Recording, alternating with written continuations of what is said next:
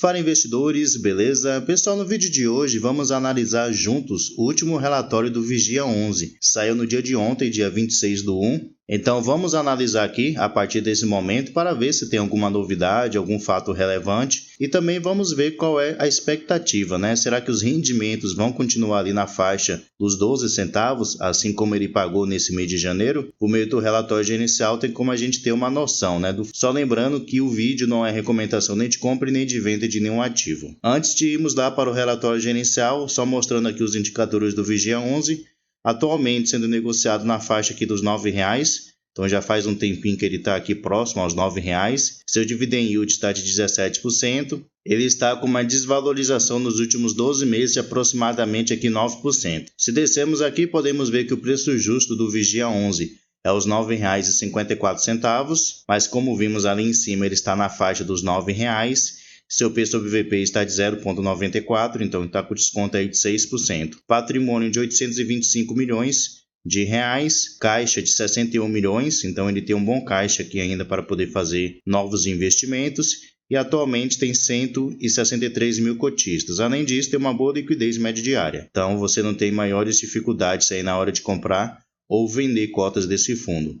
E como eu já falei, seu último rendimento foi aqui de 12 centavos por cada cota, que correspondeu a um rendimento aqui de 1,37%. Quem conseguiu comprar o Vigia 11 próximo aqui aos R$ 8,00, que ele chegou a ser negociado, conseguiu nesse mês de janeiro uma boa rentabilidade, próximo aqui a quase 1,50%. Então vamos aqui agora no seu último relatório gerencial, que é do mês de dezembro de 2023, ver o que foi que aconteceu durante esse último mês com esse FIAGRO. Então ele menciona aqui o seguinte, que o fundo ele encerrou o mês de dezembro de 2023 com a totalidade de seu patrimônio líquido alocado em CRAs.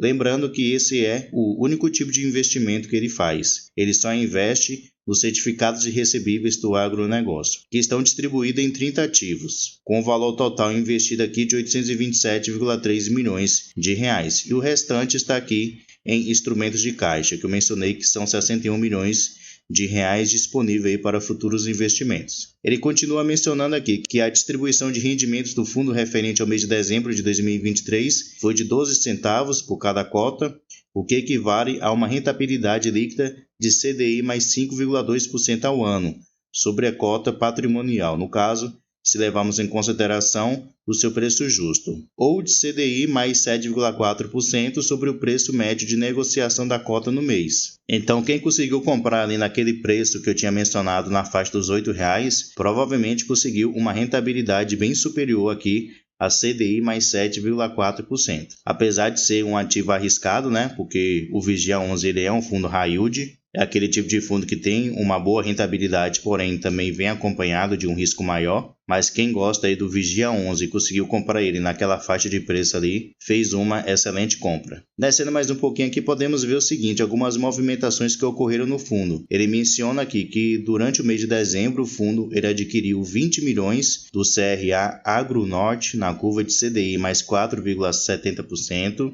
Ele adquiriu também mais 12,5 milhões do CRA São Domingos, na curva de CDI mais 4%, e mais 3 milhões do CRA Copa Crio 2, na curva de CDI mais 4%. Algo que eu estava reparando é que os CRAs que atualmente ele tem investido estão vindo com uma taxa menor. Isso daí já é até consequência, né, da baixa da taxa de juros. Então, a rentabilidade fixa ela vai diminuindo também. Então podemos ver aqui que ele realizou aí 3 compras de CRAs e ele não menciona aqui que tenha vendido, né? Então ele só realizou compras, mas não realizou vendas de CRAs durante esse último mês de dezembro. E aqui um ponto interessante que ele fala o seguinte, que o principal foco da gestão nos próximos meses será a aquisição de novos ativos para dar continuidade ao movimento de diversificação. E ele menciona que os trabalhos de monitoramento e acompanhamento próximo dos ativos serão mantidos. Então, a própria gestão aqui, a Valora, ela menciona que ela vai usar o seu caixa, né, para poder continuar comprando novos ativos, uma maneira aí de diversificar.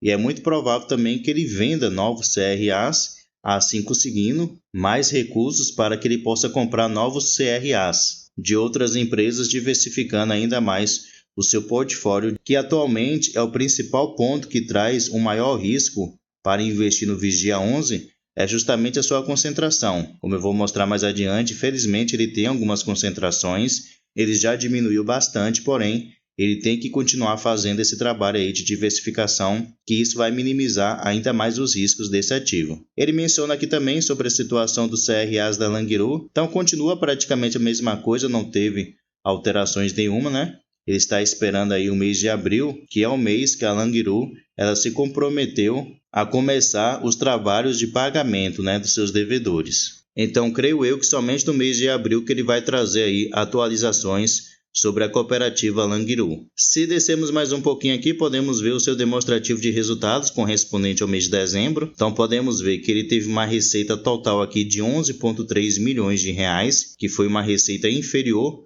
aos últimos 2 meses de novembro e de outubro. Podemos ver que a receita somente dos seus CRAs ela foi aqui de 10,4 milhões de reais, que foi menor do que os meses anteriores. Isso daqui, pessoal, já é reflexo aí da diminuição da taxa de juros. Então, isso já começa a poder diminuir a receita dos fiagros de modo geral, especialmente esses que têm o CDI como seu principal indexador. Ele teve uma despesa de 2 milhões de reais, que foi uma despesa bem maior, né, do que os outros meses anteriores, e despesas não recorrentes também foram maior do que os últimos 2 meses. Ele aqui não menciona quais são essas despesas recorrentes e a não recorrente, porém, creio eu que aqui tenha a taxa de performance junto, né, para ter uma despesa aí superior a 1 milhão de reais, se compararmos com os meses anteriores, é muito provável que tenha sido isso. O fundo deveria descrever quais são as despesas, mas infelizmente ele aí não menciona. Então podemos ver que no final, pegando a sua receita bruta e diminuindo pelas suas despesas, ele teve um resultado líquido aqui de 8,7 milhões de reais. E ele distribuiu em rendimentos 10,7 milhões de reais. Uma diferença aí aproximada de 2 milhões de reais. Porém, devemos nos lembrar que nos meses anteriores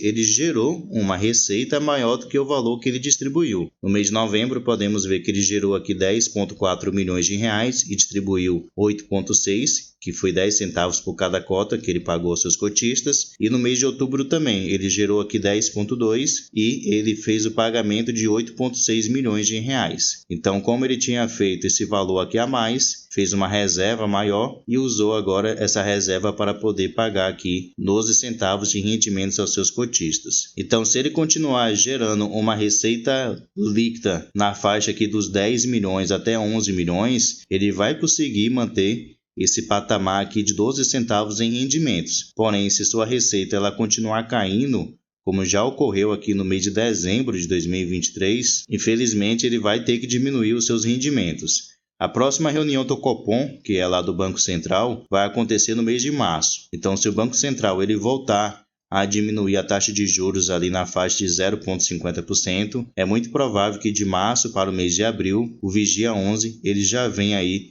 a diminuir os seus rendimentos para os seus cotistas. Aqui ele menciona que ele ainda tem uma reserva acumulada de 7 centavos por cada cota que ele pode usar aí futuramente para poder distribuir aos seus cotistas. Aqui a gente pode ver todos os ativos que atualmente ele tem, como eu já mencionei, ele tem algumas concentrações, como por exemplo esse primeiro aqui da Bela Agrícola, que ele tem 9,5%, tem esse outro aqui da Codribar com 9,6%, tem 4 fiagros aqui da Fiagril, que são esses 4 aqui que eu estou selecionando para vocês, então uma concentração muito mais alta de aproximadamente aqui 28%, somente nesse devedor da Fiagril. Então a gestão ela tem que continuar aí fazendo esse trabalho de diversificação para poder diminuir os riscos de se investir no Vigia 11. Se descermos mais um pouquinho aqui, não tem mais nada de novidade, né? 100% dos seus investimentos são em CRAs, como eu já mencionei, e 100% deles indexados ao índice CDI. Como a tendência desse ano de 2024 é a taxa de juros ela continuar caindo, então isso vai diretamente afetar aí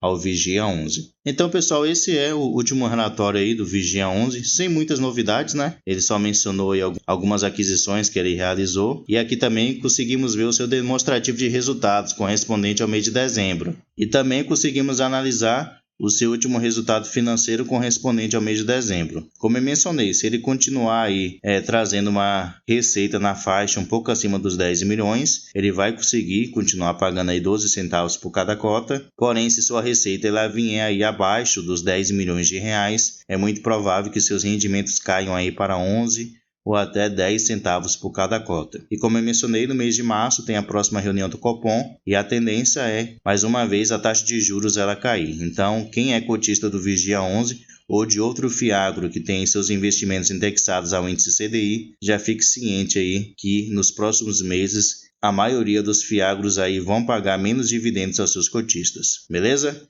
Pessoal, muito obrigado pela sua atenção e até a próxima.